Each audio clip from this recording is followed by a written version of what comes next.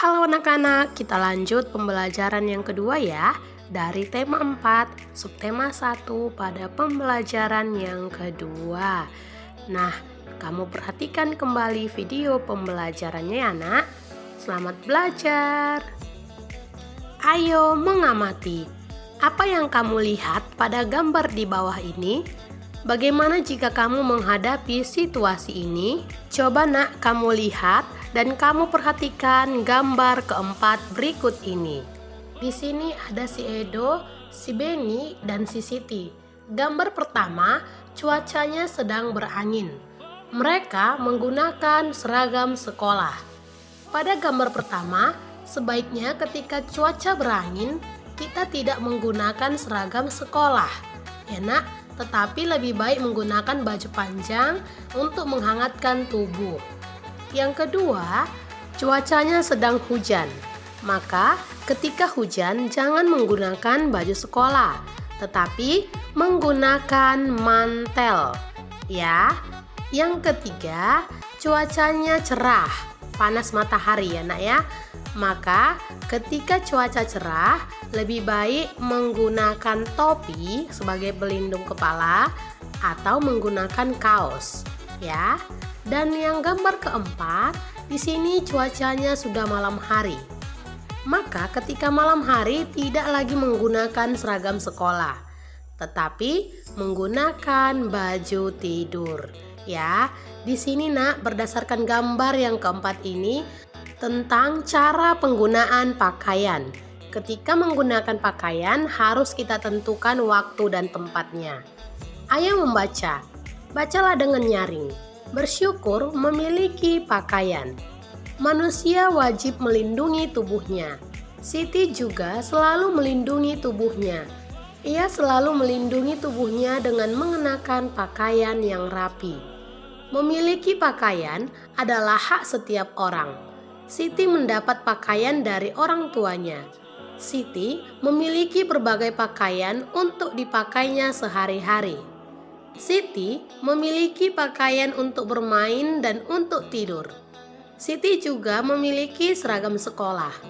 Pakaian Siti selalu bersih dan rapi. Pakaian membuat Siti merasa nyaman. Pakaian melindungi tubuh Siti dari udara dingin dan panas matahari. Pakaian juga dapat menjaga Siti dari gangguan serangga. Siti bersyukur memiliki pakaian. Siti menjalankan kewajiban terhadap pakaian yang baik. Siti selalu mengenakan pakaian dengan hati-hati. Siti menjaga pakaiannya agar tidak cepat kotor dan rusak. Ia mengenakan pakaian sesuai kebutuhan. Siti juga berpakaian sesuai kebiasaan yang berlaku di tempat tinggalnya. Tidak lupa, Siti juga mencuci bajunya bila kotor. Nah, dari teks yang sudah kita baca tadi nak, kita memiliki kewajiban dan hak dalam berpakaian. Maka, kewajiban dalam berpakaian, mengenakan pakaian dengan hati-hati, menjaga pakaian agar tidak cepat kotor dan rusak, mengenakan pakaian sesuai kebutuhan, berpakaian sesuai kebiasaan yang berlaku di tempat tinggalnya, kemudian mencuci baju bila kotor. Itulah kewajiban terhadap pakaian. Maka, hak terhadap pakaian, tubuh terlindungi dari udara dingin dan panas matahari. Pakaian membuat nyaman.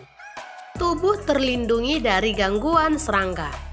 Memiliki pakaian untuk bermain, tidur, dan seragam sekolah. Memiliki pakaian bersih dan rapi. Ya, ini adalah contoh hak dan kewajiban kita dalam berpakaian. Hak itu nak adalah sesuatu hal yang harus kita dapatkan, sementara kewajiban itu adalah sesuatu hal yang harus kita lakukan. Kamu sudah mengetahui kewajiban dan hak kamu, khususnya sebagai seorang anak. Sekarang, buatlah ceritamu bagaimana pengalamanmu dalam merawat pakaian. Seperti contoh berikut ini. Ini sebagai tugas kamu yang pertama, membuat cerita. Oke nak? Saat berpakaian, aku selalu menjaga pakaianku supaya tidak terkena noda. Setelah aku menggunakan pakaian, Aku selalu mencucinya supaya pakaianku bersih kembali. Selanjutnya, ayo mencoba. Amati masalah berikut ini, kemudian tuliskanlah saran-saranmu. Di sini ada sebuah masalah, maka dari masalah itu kita harus memberikan sebuah saran. Yang pertama, Udin minta dibelikan baju baru. Di lemari, baju Udin masih banyak dan masih bagus. Maka, sebagai saran, sebaiknya Udin menunda keinginannya untuk membeli baju baru. Karena baju yang ada masih bagus. Yang kedua, rok Dayu robek karena digunakan bermain lompat tali. Maka, sebagai sarannya, seharusnya berhati-hatilah saat bermain supaya rokmu tidak robek. Untuk soal selanjutnya, nomor 3 dan nomor 4, silahkan dilanjutkan secara mandiri. Berikan saran kamu yang terbaik, nak. Saran itu contohnya adalah sebuah masukan, ya nak, atau pendapat. Oke, bisa ya? Inilah nak yang menjadi tugas kamu yang kedua. Ya, tugas pertama tadi membuat sebuah cerita tentang pakaian. Yang kedua, melanjutkan mengerjakan soal nomor 3 dan nomor 4. Oke, nah coba perhatikan kembali ya. Contoh kalimat saran. Edo pulang kehujanan. Baju seragamnya basah kuyup. Maka saran kita adalah sebaiknya Edo segera pulang dan mandi. Atau bisa juga seharusnya Edo menunggu sampai hujan reda. Untuk membuat contoh kalimat saran, nak, kita bisa menggunakan sebaiknya atau seharusnya. Paham ya? Kita lanjutkan kembali. Ayo membaca. Istirahat siang. Siti wajib membantu ibu di rumah. Usai makan siang, Siti mengangkat pakaian dari jemuran. Usai membantu ibu, Siti beristirahat. Beristirahat adalah hak setiap orang. Ada banyak cara beristirahat. Beristirahat bisa dengan cara tidur atau bersantai. Dapat juga dengan cara menyegarkan diri. Tujuannya adalah membuat tubuh tenang. Siti beristirahat dengan tidur. Tidur siang dapat menghilangkan rasa lelah. Tidur siang juga menyehatkan badan. Tidur siang dapat menenangkan pikiran. Dengan tidur siang, tubuh akan kembali segar dan bersemangat. Kalian juga memiliki hak untuk beristirahat. Maka, mulai sekarang harus bisa ya nak kamu atur waktu untuk istirahat atau untuk tidur siang karena banyak manfaatnya. Sekarang, sebutkan 5 cara beristirahat yang biasa kamu lakukan. Contohnya, tidur siang, duduk santai di teras rumah, melihat pemandangan di sekitar rumah, duduk santai di bawah pohon rindang, dan yang kelima mendengarkan musik. Inilah contoh 5 cara kita untuk beristirahat yang bisa kita lakukan nak. Ya, oke paham ya? Nah, perhatikan kembali. Ayo berlatih. Setiap anak memiliki hak beristirahat di rumah. Salah satu cara beristirahat adalah dengan tidur siang. Apa saja kewajibanmu berkaitan dengan tidur siang, nak? Tuliskan pendapatmu. Maka, kewajiban kita yang berhubungan dengan tidur siang. Tadi kewajiban itu adalah hal yang harus kita lakukan.